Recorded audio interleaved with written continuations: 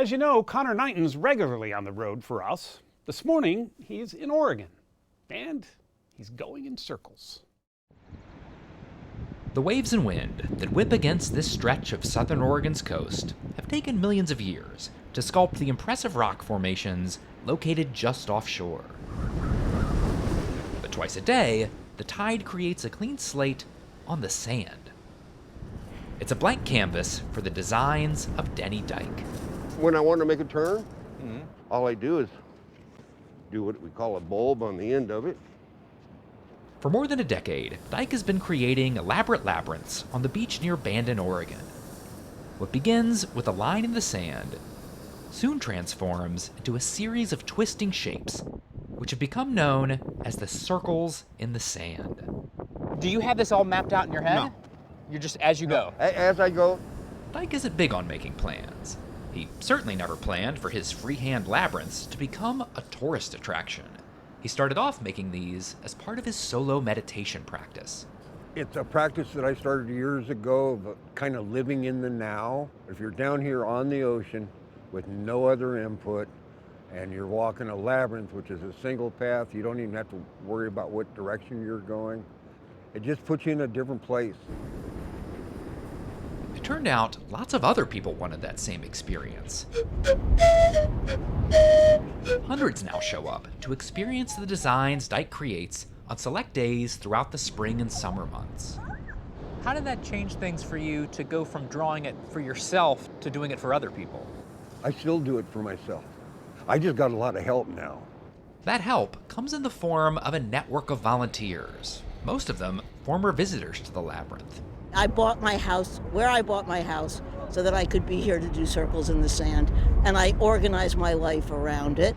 Retired attorney Emily Simon moved to Bandon after walking the labyrinth 3 years ago.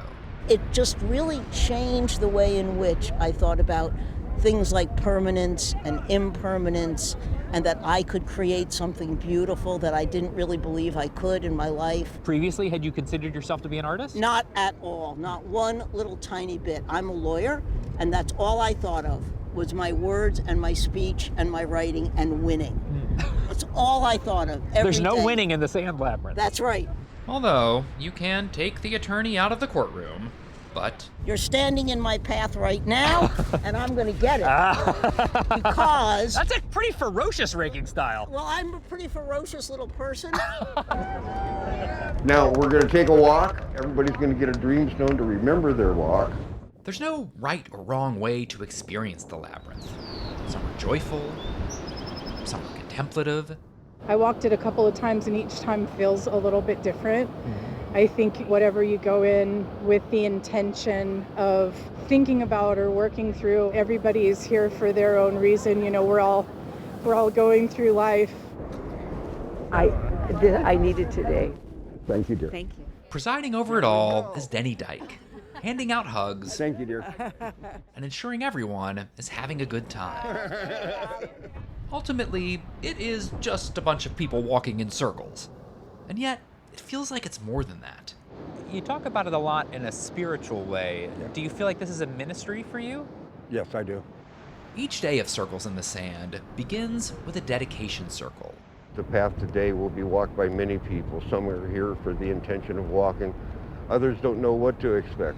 Just keep moving forward, share the love. So let's go out and create a path. And it ends when the tide rolls in. All of this hard work disappears, washed away bit by bit. For those who show up to walk this path, that impermanence is the point. It reminds us everything's pretty temporary, right? I think that's the message for all of us, is be in the now and allow what's next to happen.